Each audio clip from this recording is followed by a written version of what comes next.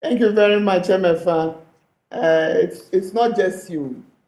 To our very disappointment, very, very disappointing indeed.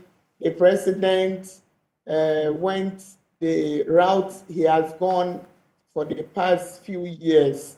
I believe if you look at the SONA for the past 3 or years, the president, either knowingly or unknowingly, have always decided to let corruption be in the back burner, meaning that it's not an issue for them at all. And for us in civil society, we believe that if you are talking about issues of governance in this country and you neglect to speak to the issue of anti-corruption or the measures you are putting in place to fight corruption, then it means that you do not see it as a problem. Unfortunately, it is an ugly monster that keeps rearing its head. It is affecting this government. We hear of it on a weekly basis. And so for the president's final statement to this nation, it was our expectation that he would, as a matter of fact, concede to perhaps the not so effective fight against corruption. I say not so effective because if you pick their manifesto, they would have told you they wanted to put in place some measures, and they have done.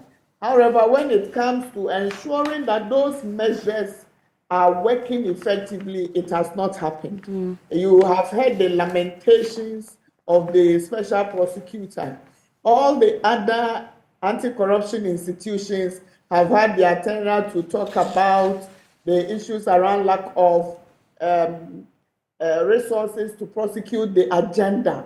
And so for us, it's curious why anyone would not want to talk about this, particularly when just in January we put out the CPI, which showed that Ghana has stagnated for the 4th year running, meaning we have not done anything at all since 2020 in our fight against corruption. And so for the president and his speechwriters to neglect that means they either wanted to downplay the role of the fight against corruption or to say that they have done too much and the people of Ghana have evidence to that.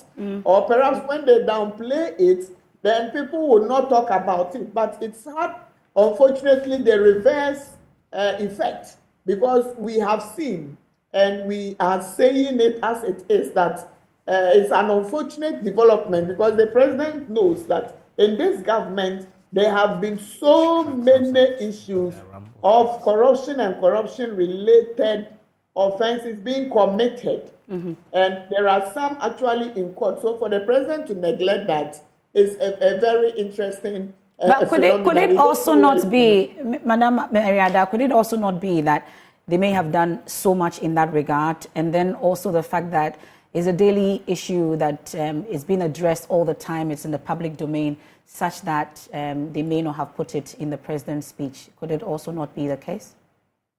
Or is it your view that we haven't done much in that regard?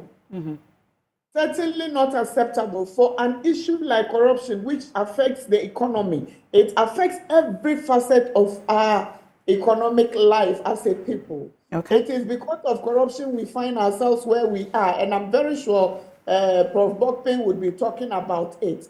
Even during COVID, when we were supposed to be each other's keeper, when we were supposed to ensure that we ran the economy very well, a lot of issues arose because of corruption in procurement, corruption of funds that were given to this nation by some specific individuals, which Parliament set up committees on, which the people of Ghana have spoken to, which members of government, I remember a DCE mentioning that monies were shared to them. This is a critical priority issue. And for the president and this government to believe that it wasn't a priority and should not be spoken about, it's very unfortunate. Okay. And we would want to let the people of Ghana know that this is not acceptable. We need to, if we really want to fight corruption, then for a SONA that is reflecting what this country is doing, what we have done, and the road we are charting, to neglect the fact that there is a fight to promote good governance and ensure that the effective and efficient institutions are being run, and that the executive is superintending over those very well. It was a very unfortunate development. Okay, but